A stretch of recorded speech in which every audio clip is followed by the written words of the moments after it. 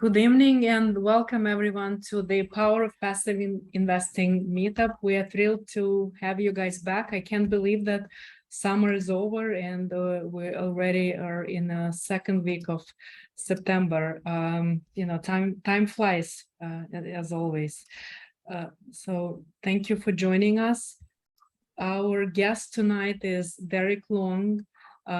He is a representative of the Quest Trust. It's one of the well-known self-directed IRA companies. When Dereck takes the floor, we'll ask him to provide his bio.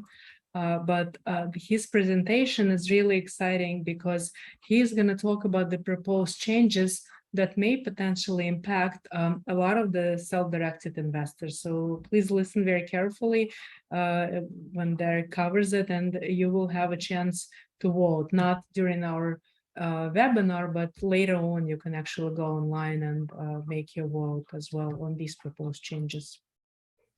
As usual, this presentation is for educational, informational purposes only. We're not selling anything, not marketing. Always consult your CPA or legal advisor for any matters.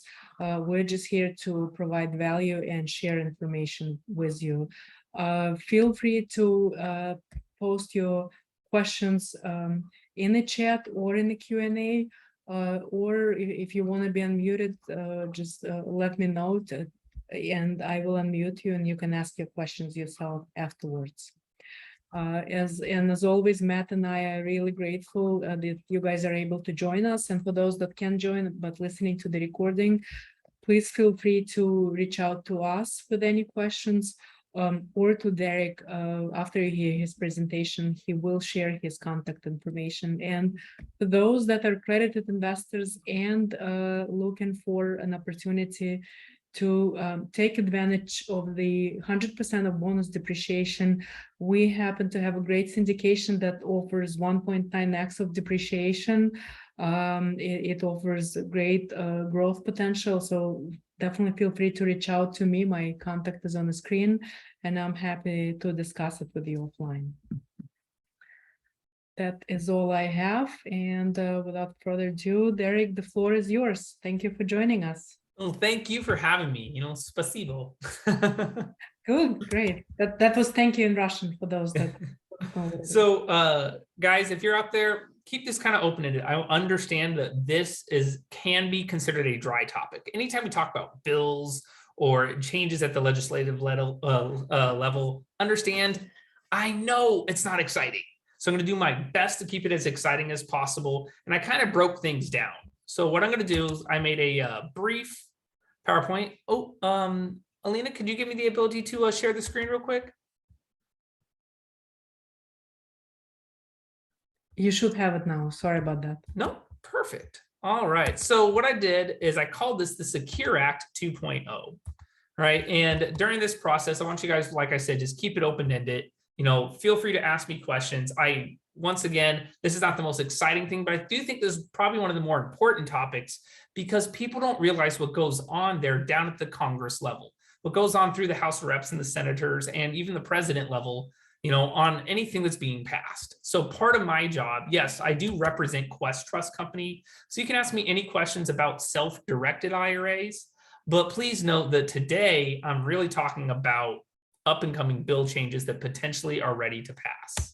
So quick disclaimer, everything I'm talking about, as Alina already said, it's just for your guys' educational purposes. As I go through this, I will be citing everything, and they're not articles. I don't use articles that anyone else has ever written because anytime you read an article, it's really coming from someone's point of view. And a lot of times articles have a hidden agenda, meaning, hey, come check out our company or come check out this, or we want to sell you something. No, these are everything that is cited brings you directly to the bill so you can read it word for word. And you have to understand how to sometimes interpret some of this legal language, okay? Which is my job. I'm here to help you out with that. So first off, what is the Secure Act? Really, the Secure Act was created in November of 2019, passed in 2020, and it was really supposed to be something to set every community up for retirement enhancement. What does that mean? To be brutally honest, it means people suck at saving for retirement. They really, really do, right? We live in an instant gratification world. Because of this instant gratification aspect, we've seen this exponentially grow in the very next generation, right? If I look at someone like my grandma's really good at saving. But if I look at my younger sister who's in her early 20s, man, I can't get her to save a dime. And we're seeing this, and it's just starting to snowball. So what happens as these people get older and they don't save for their own retirement? Well, ultimately, that's going to go ahead and create a lot of problems no matter what. So this Secure Act is supposed to help with that. Now in 2020, originally it actually did a lot more harm to individuals. So they actually had to revamp the whole thing, and they now have what we call the Secure Act 2.0, right? Understand though, we need to figure out how do bills get passed, right, at that level. What is a bill and where does it get passed and how does it go through these motions? First off, bills are voted on by the House of Representatives, which consists of 435 people, followed by the Senate, and then finally the president. Now, these three groups right here that we know of, this is what makes up Congress. A lot of times you don't understand what Congress means, but this is Congress. So a bill first has to pass the House of Representatives. Assuming it passes, it then needs to pass the Senate, then the president will finally sign off on the bill, right? But he has the final chance to veto it. Well, right now, the Secure Act 2.0 on May 3rd of this year passed with a 94% approval rating from the House of Reps.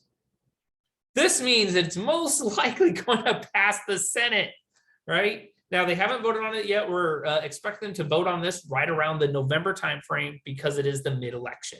But this was such a high pass rate at the House. Normally, you have the Republicans and the Democrats in there, and they're both voting, and they kind of vote against each other. So to have them all on the same page shows something. It really does. The news focuses so much on the negative, trying to pin people against one another, that sometimes we don't realize what's really going on behind the scenes, okay? This means, that it will pass the Senate. At that point, it goes to the president and will pass that. Now, when I looked at the Secure Act 2.0, I want to say there's a total of about 75 different sections in there, but I broke it down to 7 key takeaways. Now, you can break down each one of these that we're going to be talking about today. However, note that each one of these that I'm going to be bringing up, we're going to keep it short, we're going to keep it simple, right? But you can dive into it more, and I'm going to cite it right at the bottom of the page, so that way if you want, you can check it out yourself and read into it. So the first thing is section 101, which is labeled through automatic enrollment. We'll describe what that really means, right? 106, which is really RMD. So this is for the older generation, right? So people, if you are older, you have to take what we call a required minimum distribution, right? Section 108, which allows for much larger catch-up contributions.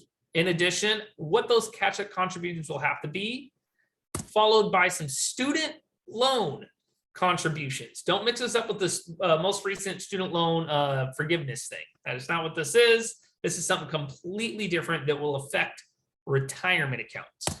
All right. We're going to be talking a little bit about the SEPs and the simples, right? How those will be changing as well, which if you are a self-employed individual, this will be affecting your individual retirement accounts for people that own small businesses. And then lastly, my favorite topic, prohibited transactions.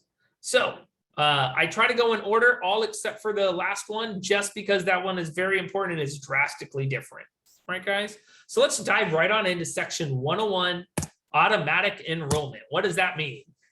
Well, assuming this bill passes the way it's written right now, in the year of January 1st of 2023, if you start a brand new job, right? You work at Amazon, you work at Walmart, you start someplace, well, you are automatically going to be enrolled into that employer's 401k plan or whatever their retirement plan may be, assuming they offer one.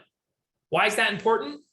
Well, it's because right now, most people actually, you have to manually enroll when you start working your job. They go, do you want to enroll in the 401k plan? Yep, boom, you sign off on it. So notice, as soon as in 2023, if you start a brand new job, you will automatically be enrolled, okay?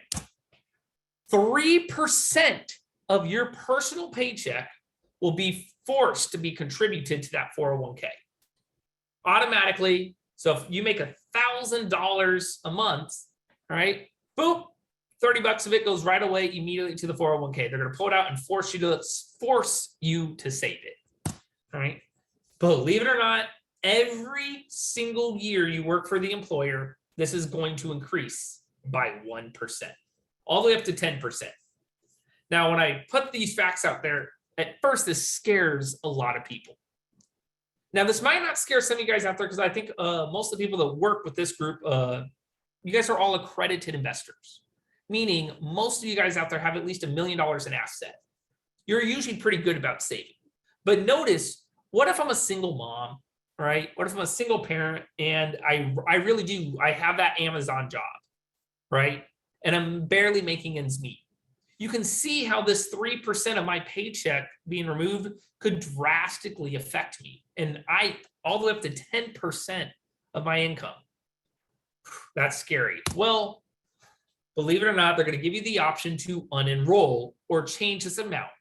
You can change it to whatever you want, all the way up to 15%. You can't do more than 15% of your check, but they will give you the option to just unenroll if you would like to. So why? Why are they going to force you to enroll if you're able to unenroll? Well, really, the thought process is you got to think of this next generation that's coming up. How many subscriptions do people have? It's really funny when you actually read the bill. They literally talk about how people subscribe to Hulu, subscribe to Netflix or something like that. They don't use whatever the service is and they just keep paying for it. So their thought process is, hey, look, if we have someone automatically subscribe to their 401k and they're automatically going to be paying into it, they won't unenroll. Now, once again, this is cited right down below. So let me know if you have any questions about this area.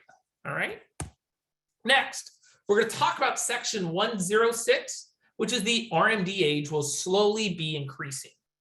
As of right now, an RMD stands for required minimum distribution, meaning if I'm older, the IRS says, hey, look, if you're 72, at 72 years old, they force you to pull money out of your retirement account, right? They let you defer your taxes to a certain point in time. So now they're saying, hey, great, you're old enough, we're going to make you pull it out. Or they're going to increase that age to 73. Now, the reason this is important is because they're not just going to increase it in 2023, they're also going to increase it in 2030 and 2033. So they already have it in place when they're going to be increasing your RMD ages. Now, you might ask me, well, why such the gap? That's so weird. That's so strange. Well, the very first Secure Act 1.0, right, which is what I'm going to call it, right? When this was originally released, they screwed up a lot of things. They changed the RMD age from 70 and a half to 72. What happens if you're 71? Did you have to take an RMD or did you not? What happens if you're somewhere in the between there? RMDs also always run pretty much 1 year behind. So this confused a lot of CPAs and confused a lot of tax attorneys. Worse yet, it confused the IRS auditors because they didn't know the answer either. So what they did is they said, hey, great, what we're going to do is we're going to space this out, right? In 2020 is when they increased it to 72. So in 2023, which is a 3-year gap, they increase it to 73. They can wait a couple of years, increase it to 74, and wait a few more years, increase it to 75. This way, there is no confusion on whether or not you need to take a required minimum distribution. People like the fact they're increasing this because it means they're hopefully going to owe less taxes as well, right? Once again, it's cited right down below. And if you want my presentation, you can either email me. I changed my name to my email address. So you can just send me an email or just put it in the chat box and I'll make sure to get it over to you. All right. Section 108 and section 603.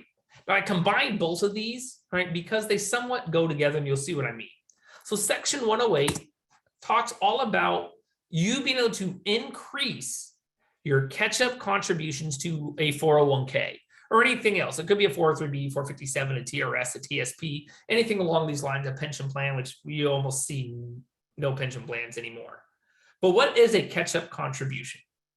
If I'm over the age of 50, as of right now, I can contribute extra money to my retirement account. Well, this is nice to know because as we get older, we start to say, oh my gosh, I'm getting older. I don't have enough money to retire. So we try to shovel as much money into our retirement accounts. I see this all the time because people did not start soon enough. Well, right now, they're going to increase that catch-up contribution. I like that. I really do. all right? They're going to increase it by 10K, but they're only going to do it for very specific years. So they're going to let you contribute an additional $10,000 if you're at the age of 62, 63, or 64. Now, this took so much digging of mine. I actually had to reach out to some folks that I actually know up there at that level to try to figure out why did they make this rule 62, 63, and 64, right? Well, it turns out that this is actually when the majority of people make their catch-up contributions. More than 70% of all people that make catch-up contributions make it in between these 3 years. So that's why they chose that. But I added, so this is section 108. Section 603 talks about these catch-up contributions and what they have to be, right? All of these catch-up contributions that were mentioned, that $10,000, if you make it, has to be Roth.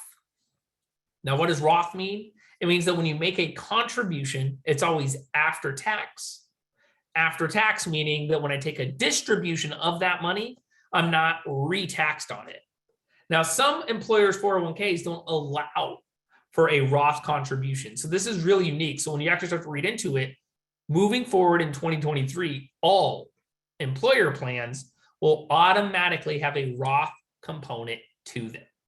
This is really cool, really unique, because the previous years, they've actually talked about getting rid of Roth IRAs, Roth 401ks, etc.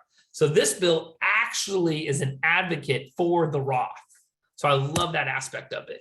All right. If you have any questions about this, please let me know. This is probably one of the bigger ones that I really do enjoy, just because there has been so much talk about getting rid of the Roth.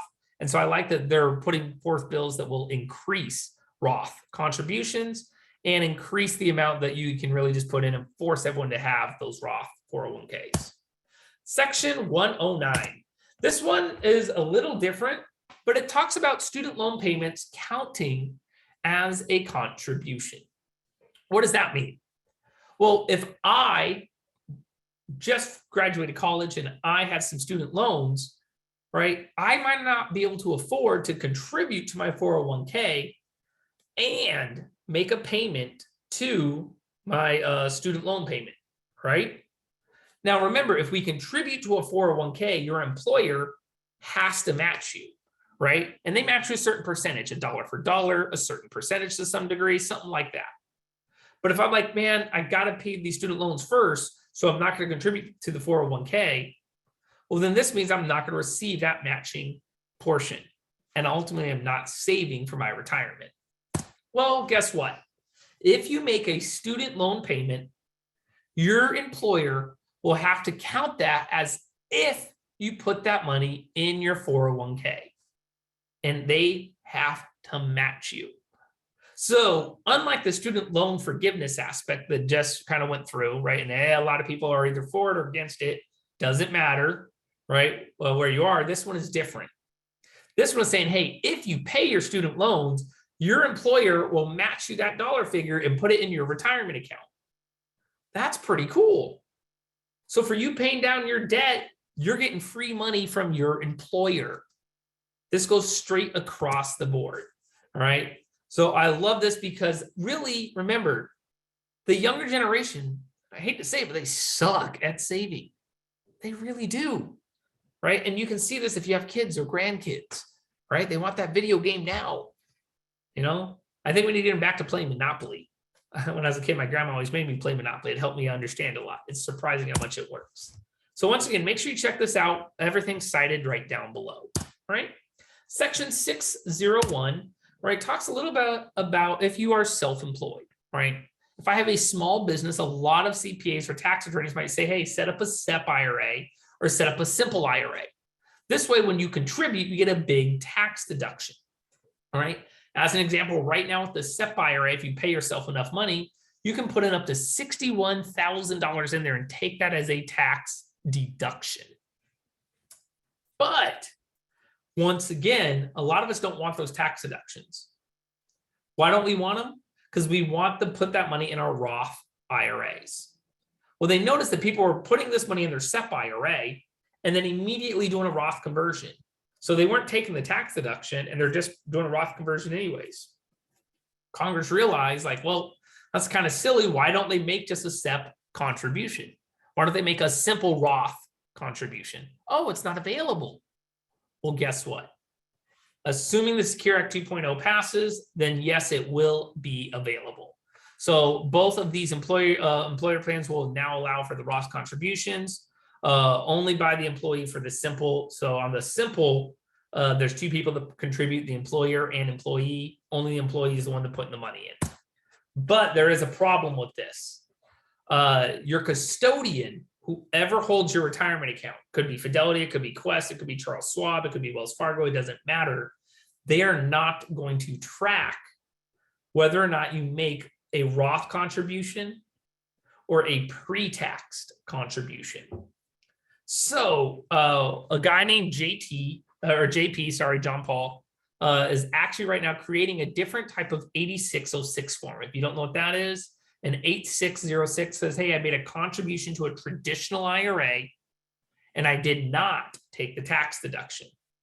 Well, they're trying to create a form right now for that, for the SEP and the simple, that you will have to file. Starting the new year, if you fall into this category, your CPA is going to probably struggle with this form just a little bit. Tell them to reach out to me. I can help them out. No cost to you, no cost to them. It's absolutely easy, and I can walk them through this type of process, okay? The biggest aspect of this one is, please note that Congress sees the benefit of the Roth. I'm a complete nerd for this stuff, guys, and in 1997, Senator Roth created the Roth IRA because he knew the next generation was going to have trouble saving funds, and he foresaw this, so made the Roth IRA so people could grow tax-free wealth. Has it been abused? Absolutely, okay? But it doesn't mean it's not a good tool to use and leverage, all right?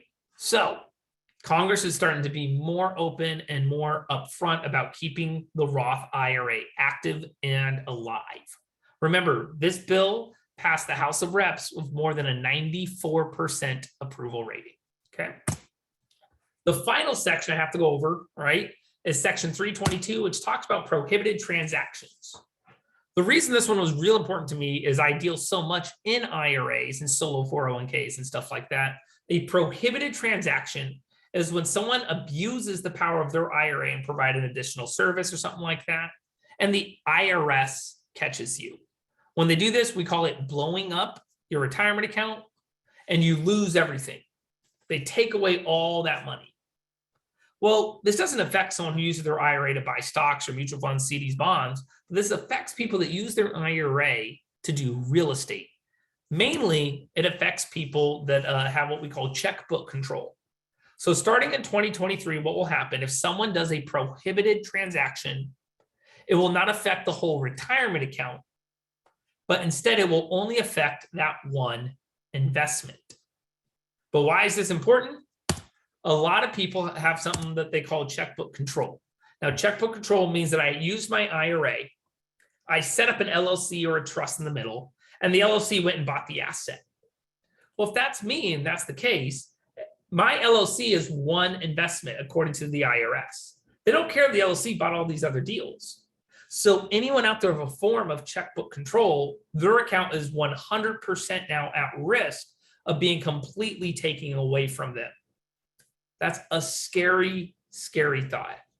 Now, if something does happen and you do blow it up, you have to do something called net income attributable tax calculation. It's really nerdy. Don't worry about it. But I can help you out with that. And once again, I can help your CPAs and tax attorneys in that area as well. Just give them the right publications under 990 Ts. So overall, guys, that's really it. All right. It seems like this bill is going to pass. We originally thought in June or July, but they are definitely waiting now. Congress is really becoming aware, and they're liking the idea of self-directed IRAs and mainly the Roth IRA. If you have any questions, talk to one of the IRA specialists at Quest. We all have taken classes on this. And I always like to end and say, don't forget to vote. A lot of times we forget that voting does make a difference, right? I don't care what side you vote for. I don't care if you're red or blue or in the middle. Just make a vote, right? The November 8th is the next form of elections for the mid-elections.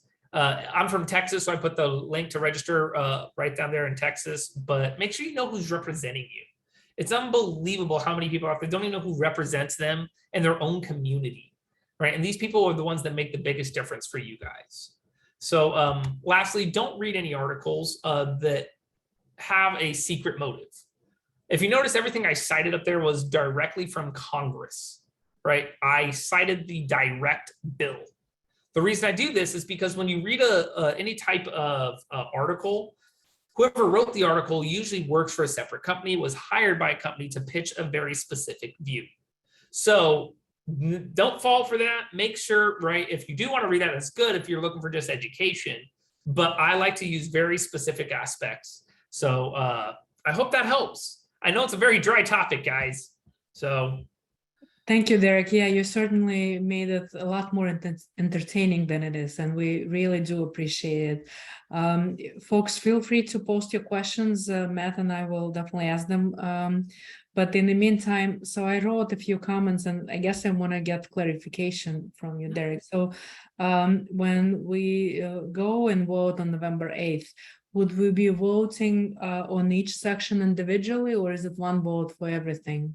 So really what you're voting for is who do you want to represent you in office, right? Remember, so we always think of the president. Everyone knows the president serves 4-year terms, right? But your Senate, whoever represents you in the Senate gets to only serve a 2-year term before they have to revote, right? And go up for election again.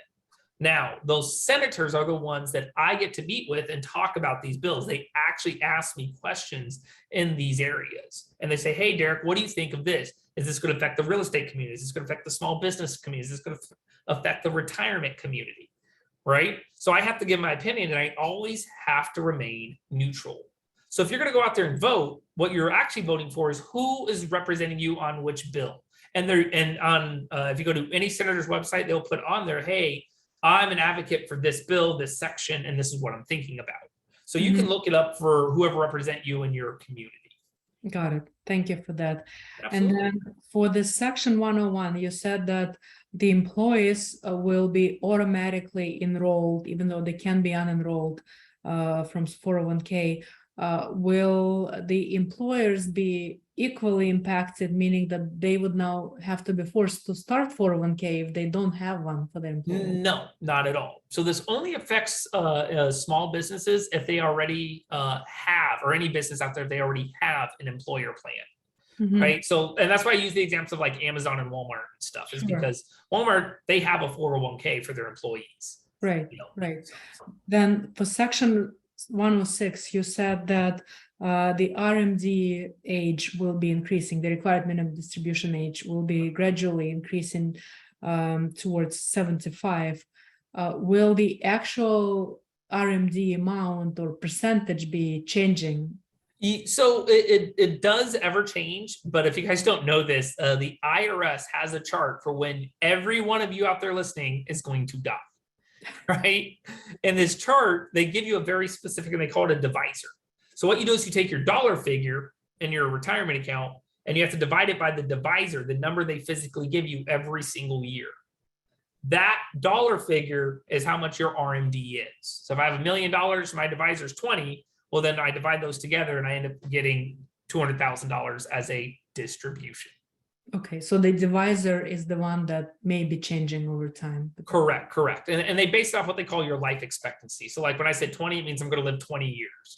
And you'll see it's kind of creepy. They go, oh, you're going to live 21.4 years. And you're like, thank you for letting me know. Yeah, right.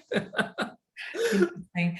And then with student loans, that was an interesting one, section 109 with the match. So if this, you said if the students are repaying loans, so it has to be students that have to repay loans because some are eligible for the loan forgiveness, right? So if you're eligible for loan forgiveness, are you then qualified for an employer match, or only if you physically like you're repaying your loan? So yeah, you only get the employer match if you actually pay the student loans, not the forgiveness side of it. So you got to make a payment.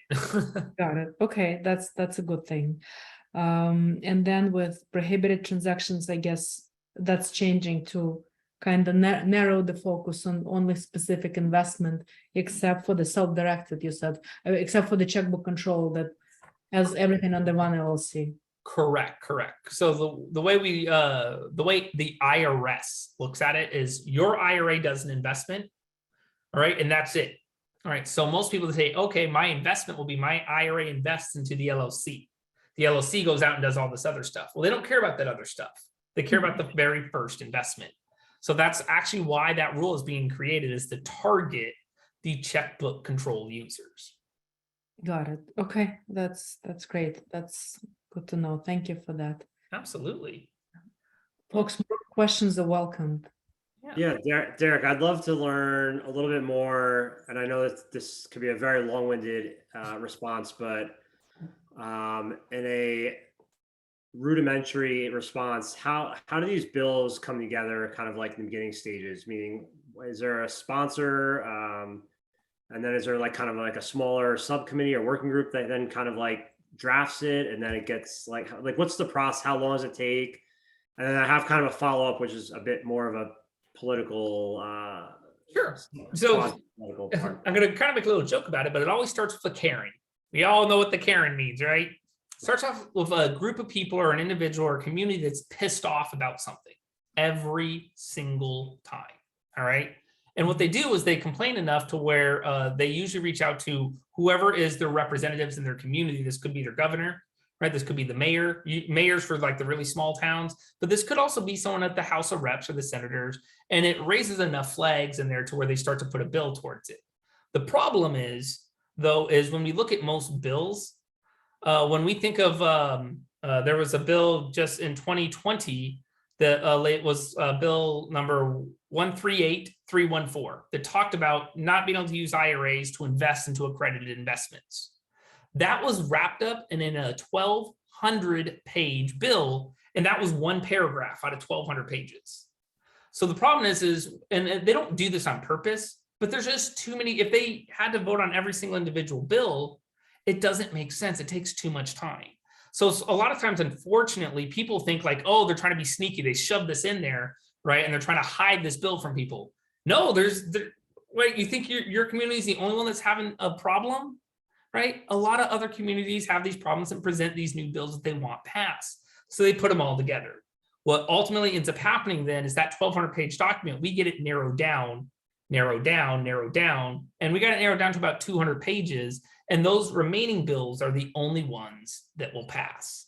So a lot of times we freak out. We're like, oh my God, everyone's all mad and they're doing all these other things behind the scenes, right? No, hey, relax. They put it out there, but that's why we go through those voting processes.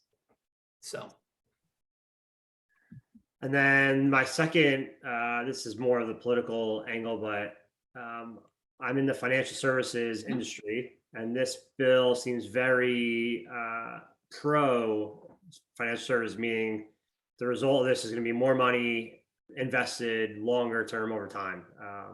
So I guess my question is coming back is, knowing politics and how Washington works, was there massive support from this kind of from those, I'm forgetting the political term for basically the Wall Street supporters or the investment manager supporters? I have to imagine the senators who have financial backing from them must have, that must have been favorable, right? And I imagine there's some. Not exactly. So it was actually the exact opposite. So this is why we call it the Secure Act 2.0. All right. The original Secure Act, remember, was presented in 2019. All right. In November 2019. And that's the one that pissed off everybody. Right. But this is because a lot of people at the Wall Street level realize the impact of the self-directed IRA world. All right. To put it in perspective, pre-2015, less than 1% of the US had a self-directed IRA. From 2015 to 2020, now 4% of the US has a self-directed IRA. Now you're like, well, that's only 4%. But think about being at the Wall Street level and you start to see this huge shift in this small amount of time, right? What's going on? People no longer want to use the retirement account and put it in stocks and mutual funds and annuities when they don't have any control. They're looking more for a good financial person that is going to not just make money off them, right? That's why they like to invest in things like Like a guy named Mike Zlotnick who runs the Tempo Fund, right? It's a private investment. It's not publicly traded. So originally, a lot of the Wall Street guys presented the first Secure Act, which tried to get rid of almost everything self-directed related. But guess what happened? I got to actually speak on that one at the Capitol. And do you know who also has self-directed IRAs?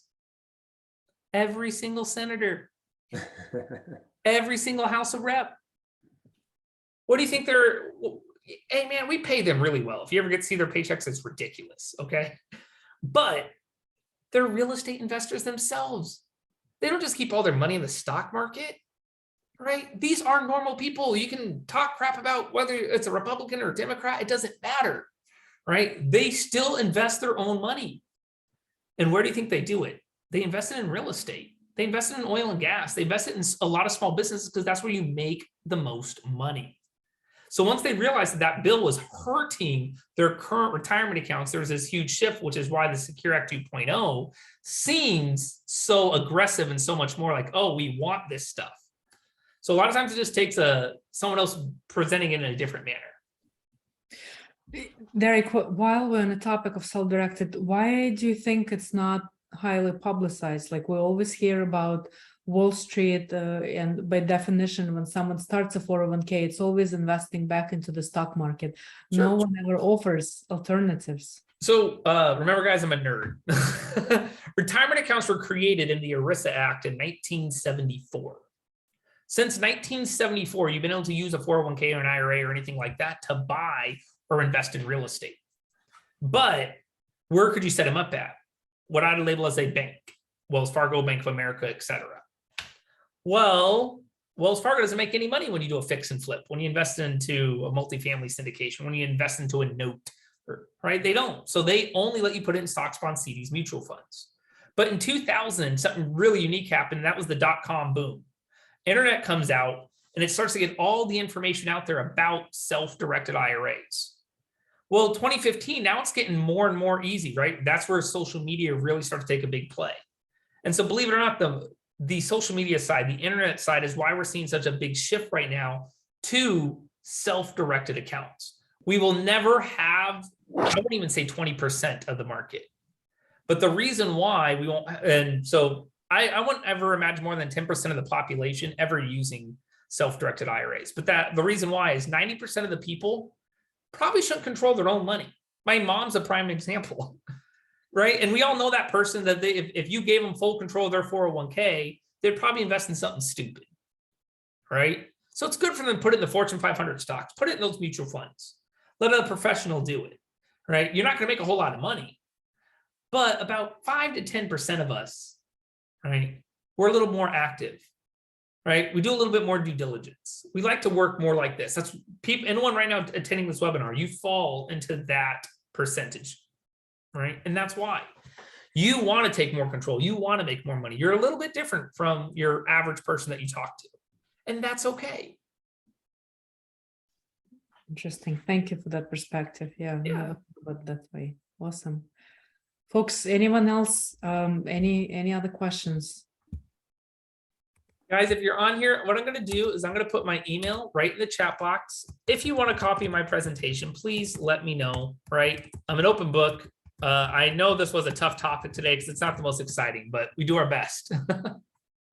Yeah, we may have to bring you back, Dereck, after the elections and kind of talk about this, what's been actually implemented and what's not, and what happens, because that would be interesting. These are a lot of very important changes that will impact a lot of our clients and self-directed IRAs in general, a lot of your clients, of course, too. Absolutely. Yeah.